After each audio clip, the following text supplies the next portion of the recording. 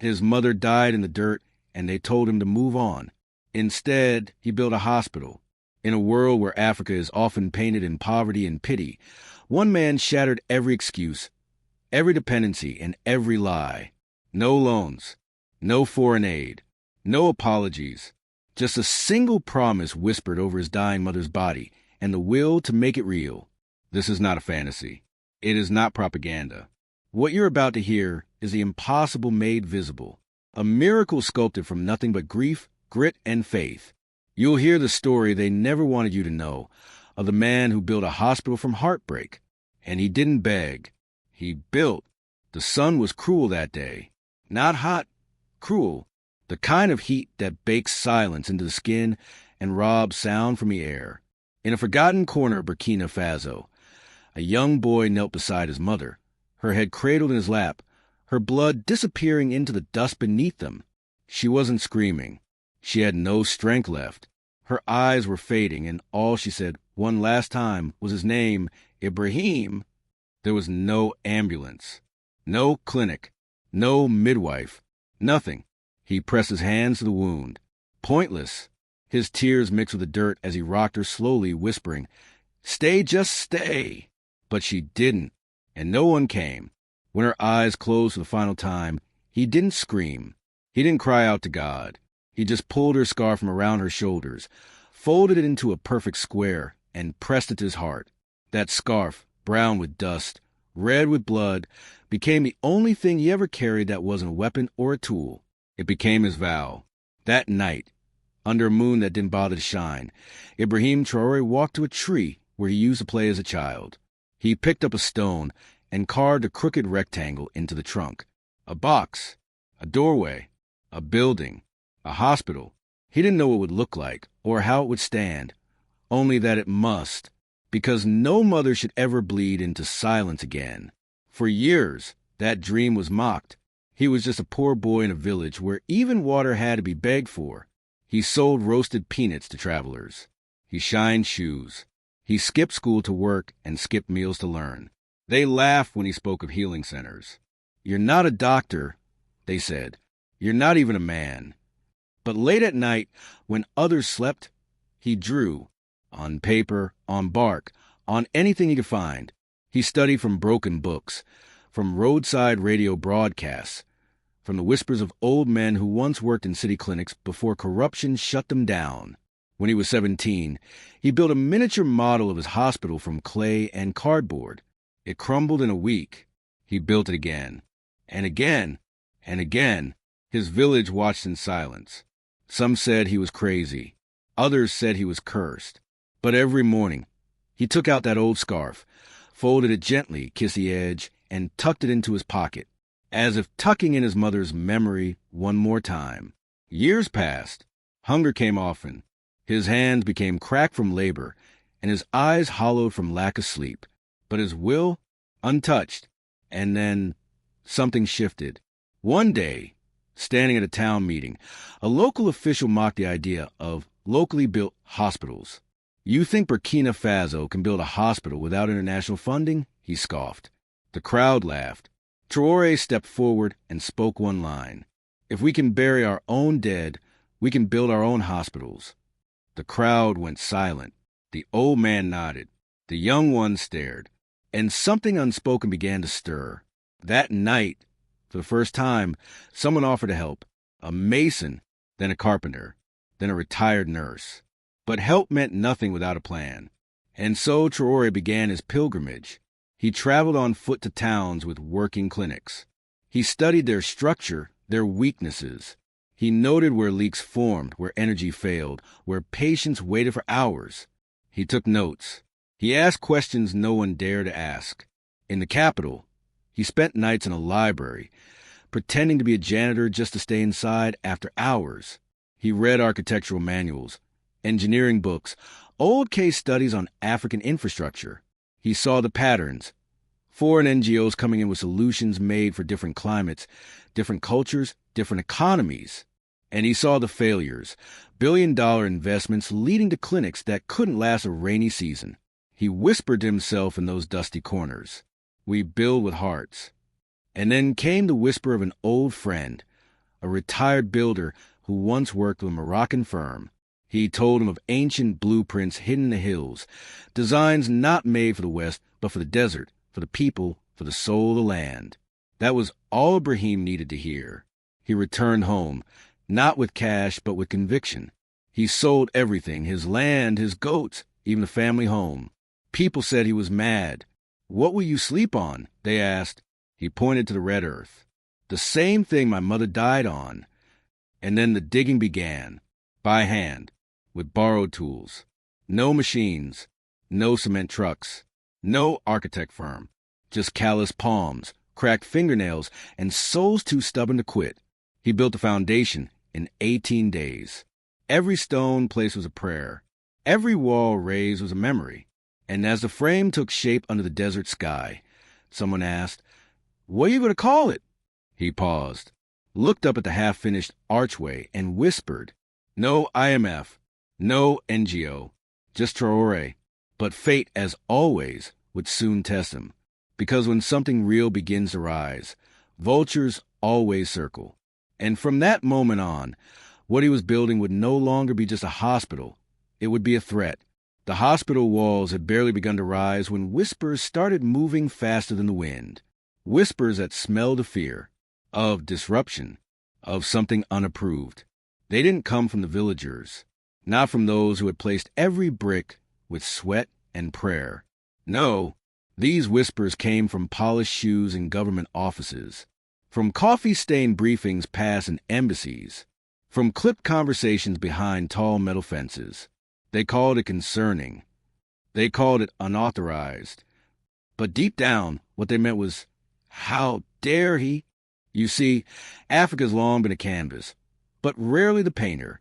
Its infrastructure, its medicine, even its dreams have been outsourced. Traoré knew this. He saw it in the numbers. Over 60% of medical aid never reached the people.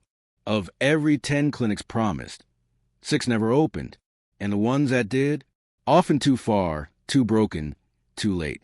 And at the center of it all, strings.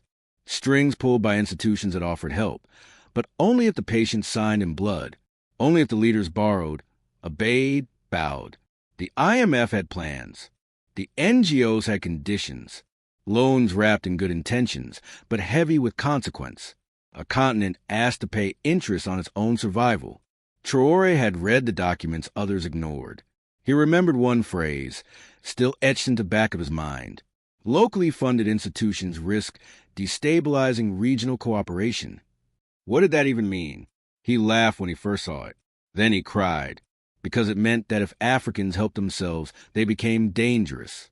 So when his foundation passed its first inspection and villagers gathered with offerings, sacks of millet, jugs of oil, hand-woven mats to be used as hospital beds, that's when the first warning arrived. A letter. No logo, just a red stamp. Construction paused. The workers gathered. Fear crept in like a shadow before a storm. But Traoré stood tall, held up the letter, then, without a word, dropped it into the fire. His message was clear.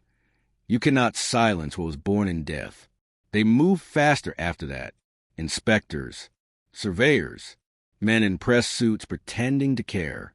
One asked him, "What will happen if someone dies in your facility?" He replied, "They're already dying without it." But then came something he couldn't ignore. That same week, a riot broke out near a government-run clinic. Dozens injured. 2 women miscarried while waiting in line. The footage went viral. A sea of screams, a collapsed ceiling, a doctor beaten with a crutch by a grieving husband. The world watched. The government blamed extremists, but the people blamed reality. Traoré watched the footage once, then shut the laptop. He walked alone to the construction site that night. The wind was bitter, the moon unforgiving.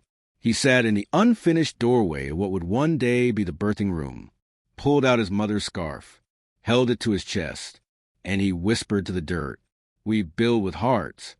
That phrase became a rhythm among the workers, a chant, a quiet resistance.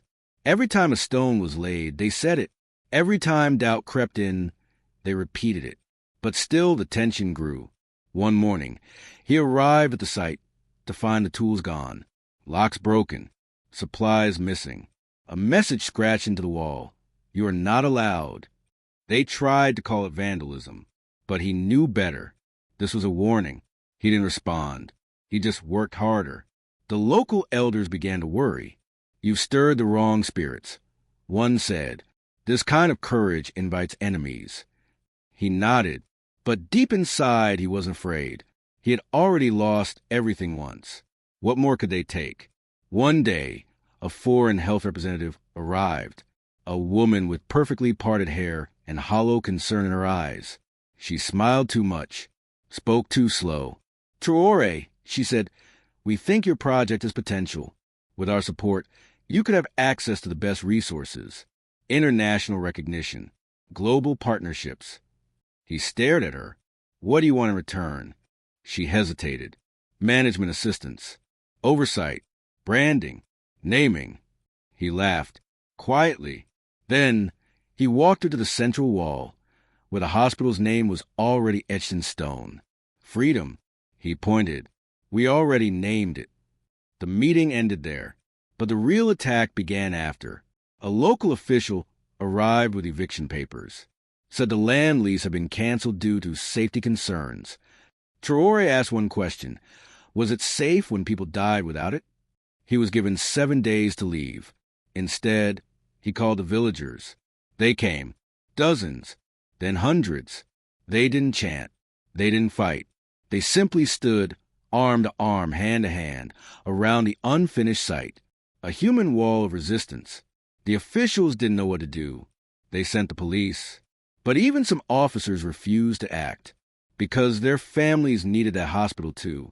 That night, by the glow of a single lantern, Traoré addressed the crowd.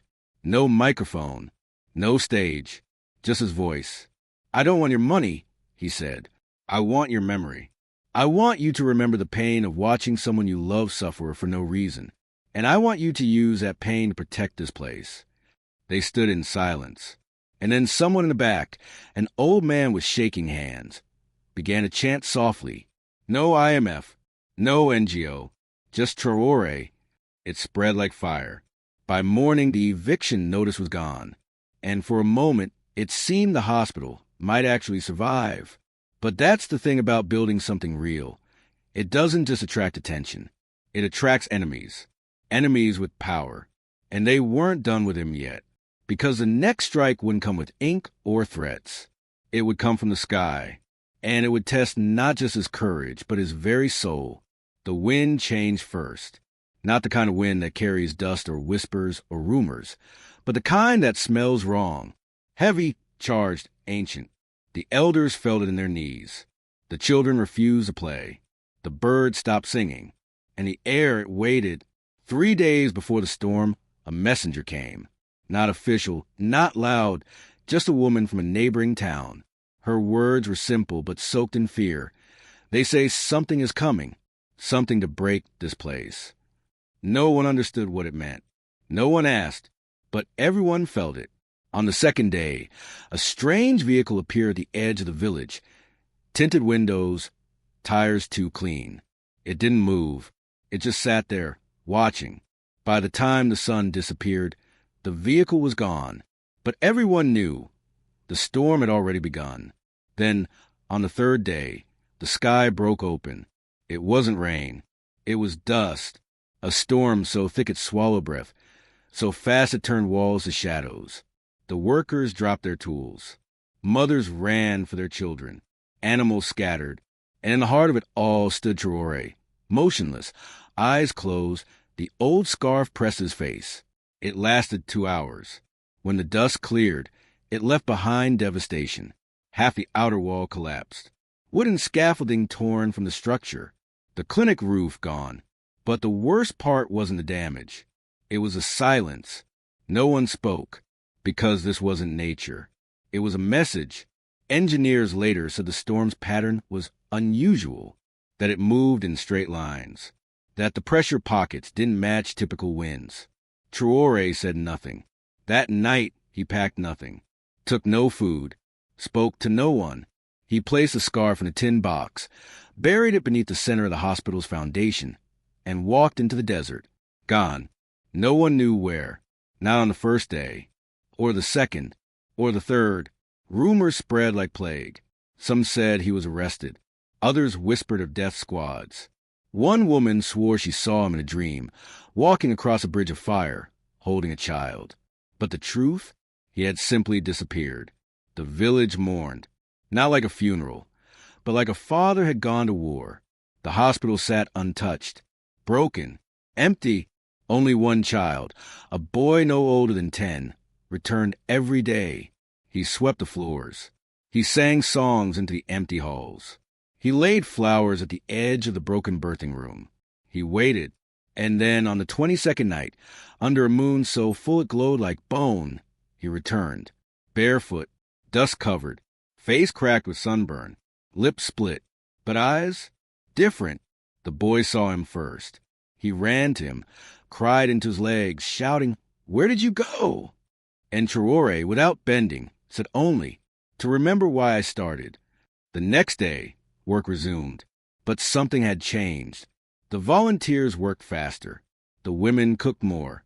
The old men, once too tired to lift stone, now stood for hours passing bricks hand to hand. Traoré spoke little, but when he did, the words struck like lightning. "This is not hope," he said. "This is proof." He didn't mean the building. He meant the people. He meant the fact that despite betrayal, sabotage, storms, and silence, they still stood, and they are still built. Each section of the hospital came alive like an organ inside a growing body. The birthing room, rebuilt stronger. The surgical wing, designed with airflow that mimicked the caves of old Mali. Solar panels, scrap metal and mirrors, installed by teenage boys who had never even seen electricity before. A courtyard, designed not just for waiting, but for healing, with a garden and a tree, grown from the seed planted by that same boy who had waited alone. No logo adorned the gates, no plaque of donation, no foreign flag, only words, etched above the entrance, beneath the stone archway. "We build with hearts." By the end of the second month, the hospital was nearly complete, but before it could be blessed, it had to be tested. And the test came, not in paper, not in policy, but in blood. A woman, screaming, carried in the arms of her husband. Her belly was swollen, her face drenched in sweat, her voice hoarse from agony. She had walked for hours. There were no doctors, only a midwife in training, barely 17. But she stepped forward, took the woman's hand, whispered, "We'll try." The room was not ready. No official staff, no sterilized tools. But there were hands, and there was will. The baby arrived an hour later, covered in blood, wrapped in linen. And for the first time in that region, in living memory, a woman survived labor in a village hospital. When she opened her eyes, she asked, "Where am I?" The midwife smiled. "You're in a place that wasn't supposed to exist." Outside, the villagers wept, because they knew this wasn't just a hospital. It was defiance. It was proof. It was a thing no one believed could happen, happening. News spread, not through the media, but through mothers, through birth. And one day, a blind man arrived. He had walked for 2 days, guided by his grandson. When they entered the courtyard, he reached out, touched the smooth clay wall, and began to cry. "I see more here," he said, "than I ever saw with my eyes." Traoré, watching from a distance, didn't approach. He simply sat, removed the tin box from beneath the foundation, and held the scarf once more. This time not with sorrow, but with strength, because now the hospital was no longer an idea. It was breathing. But breath, too, can attract danger. And those who could not own him began preparing to erase him, not with storms, not with threats, but with silence. And silence, when weaponized, is more dangerous than war. The silence wasn't just an absence of noise. It was deliberate, measured, engineered, as if the world had made a decision, not to speak of the hospital that now stood tall where despair once slept, as if ignoring it would erase it. No headlines, no foreign dignitaries, no recognition, not even a single article in passing. And this wasn't by mistake. This was method. Because what Ibrahim Traoré had done, what he had built, was dangerous. Not because it was flawed, but because it worked. And it worked without help from the IMF, without contracts from foreign agencies, without the usual parade of consultants, signatures, and handovers. It worked without them. And for those who had long treated Africa like a patient, too weak to heal without supervision, that was terrifying. In the months that followed the hospital's soft opening, more than a dozen successful births had been recorded. Minor surgeries had been performed with nothing more than handmade tools, natural light, and brilliant improvisation. The herbal wing had begun to attract neighboring communities, who swore that wounds healed faster and coughs vanished quicker inside those clay walls. But none of that made it into the world's view. And Traoré, he saw the pattern. When Africa begs, the cameras roll. But when Africa builds, they avert their gaze. He didn't complain. He didn't write letters or ask why. He simply tightened the hospital's operations. He trained new volunteers. He walked from room to room every evening, brushing his fingers gently against the walls, as if thanking them for standing another day. But the silence didn't stay passive. It was twisted. First came the doubt. They called it concern. Anonymous voices online, whispered conversations, careful suggestions. Have you verified the medical licensing? Was that land truly approved? I heard he's using traditional herbs in surgical cases. A few villagers began to wonder, quietly. Some parents chose not to bring their children, just for a while. A handful of families traveled to the city instead, despite the distance. And still, Traoré remained calm. He knew how fear worked. He had lived with it for most of his life. He continued his rounds. He taught the young apprentices how to listen for a pulse beneath the wrist. He showed them how to sterilize with steam when alcohol was scarce. He reminded them that medicine was not just chemistry. It was also kindness. But then the second wave came, more coordinated, more polished. A representative from a respected international health coalition arrived one morning. She came with warm eyes, soft words, and a folder of promises. Her organization could help, she said. They could bring new beds, imported tools, even experienced European staff. All they wanted was a little cooperation, a logo, a signature, a seat at the table. Together, she said, we can scale this model across West Africa. Traoré listened patiently. Then he led her to the stone wall at the hospital's entrance, where one sentence was carved by hand. No IMF, no NGO, just Traoré. He touched the etching gently, looked back at her, and said, if they didn't believe in us before, they don't get to claim us now. She smiled tightly and left her folder unopened. 3 days later, an official inspection was launched. Local government workers arrived with hard hats and clipboards, claiming to be conducting safety evaluations. They questioned everything: the width of the hallways, the material of the roof, the construction permits. By the end of the visit, they left a warning notice. The hospital would need to close temporarily for re-evaluation or risk legal penalties. It was bureaucracy dressed as war. Traoré didn't protest. He didn't organize a rally or shout into a camera. He simply gathered the staff that night under the courtyard tree. There were no speeches, only the truth. He looked at them, his hands rough with years of labor, and said, this hospital wasn't born because we asked permission. It was born because we had no other choice. Then he held up his mother's scarf, faded now, soft with time. This, he whispered, is the only license I ever needed. The workers didn't cheer. They nodded because they understood. And then something unexpected happened. The community rose, not in anger, in protection. They surrounded the hospital like roots of an old tree, hands joined, faces set not to fight, but to defend what they had built with their hearts. The warning notice was quietly withdrawn a few days later. No explanation, no apology, but the silence still lingered, until it changed shape one final time. A disease rumor, children vomiting, cases of fever, reports unconfirmed that 2 deaths had occurred near the hospital. Whispers spread faster than fire. The word outbreak was used in the city press, linked to unregulated facilities. They said, No name, but everyone knew who they meant. Panic arrived swiftly. The hospital emptied. Patients vanished overnight. Families blocked doors with blankets. Some volunteers stopped coming. The courtyard was silent. Traoré walked the halls, not as a leader, but as a father walking to the empty rooms of a home that had once been alive. He paused in the birthing room, sat on the cool floor, listened to the quiet. It wasn't just heartbreak he felt. It was betrayal. But then a knock, not loud, not rushed. A boy. The same boy who had once swept the halls alone while waiting for Traoré to return from the desert, stood holding a jug of water and a bundle of cloth. Behind him, two mothers. Behind them, a grandfather with trembling hands. No one spoke. They just came inside, and they stayed. The next morning, more returned. Midwives, nurses, elders.